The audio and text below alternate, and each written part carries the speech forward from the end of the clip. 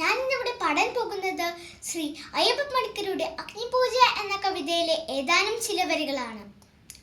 ആദിരാവിന്റെ പ്രകൃതിയിൽ ആരംഭമിട്ടൂരു സംസ്കൃത ചിന്തയിൽ നീറിയുറഞ്ഞു മുടഞ്ഞുരുകിയും ഭൂതപ്രപഞ്ചമൊരുക്കും സനാതന കാലമതിന്റെ ചെതുമ്പലിരിഞ്ഞൊരു നാളമുയർന്നു തെളിഞ്ഞതാണ് അഗ്നി. സൂര്യചക്രത്തിലു തുങ്ങി വിളങ്ങിയ വീരരസത്തെ പകർന്നു കൊടുക്കയാൽ തൻ കരൾ കൊത്തി വിഴുങ്ങുവാനെത്തുന്ന വൻ കഴുകന്റെ ചിറകടിലേക്കിലും ഞെട്ടാത്ത ധമ്യമായ തൽസിരാൽ ചക്രത്തിൽ അത്ഭുത വീര്യമായി നിന്നതാണ് അഗ്നി. പഞ്ചേന്ദ്രിയങ്ങളറുത്തു ഹോമിച്ചതാം വഞ്ചിതാജ്വാല തൻ ഗ്രീഷ്മാന്തരത്തിലും നന്മയും തിന്മയും സ്നേഹമോഹങ്ങളും ഒന്നായുറയുന്ന മഞ്ഞുകാലത്തിലും വൻ തപം ചെയ്തമരത്വം ലഭിക്കുന്ന സഞ്ചിത പുണ്യ പരിഭാഗമഗ്നി. എണ്ണയിലത്തെ പടിപ്പുര കാത്തിടുമെണ്ണ വിളക്കിൻ തിരിയുടെ നാമ്പിലായി മഞ്ഞിൻ കുളിർമയൂമോർമതൻ തുമ്പിലെ മന്ദസ്മിതവുമായി നിൽക്കും വെളിച്ചമേ.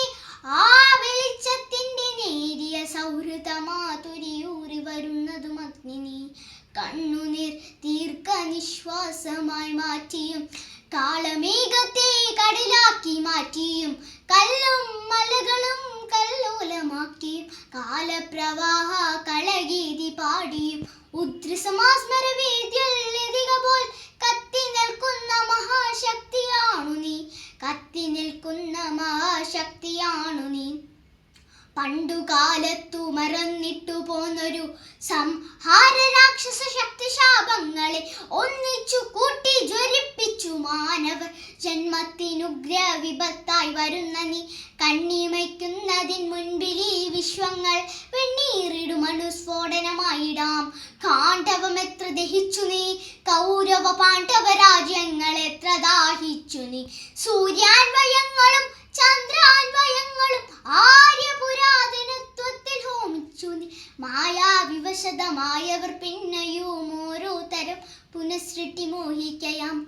ആൺമയിൽ പീലിയിൽ മാരിവിൽ ചാർത്തിനി, ആൺകുയിൽ കണ്ടം പ്രണയാർദ്രമാക്കിനി.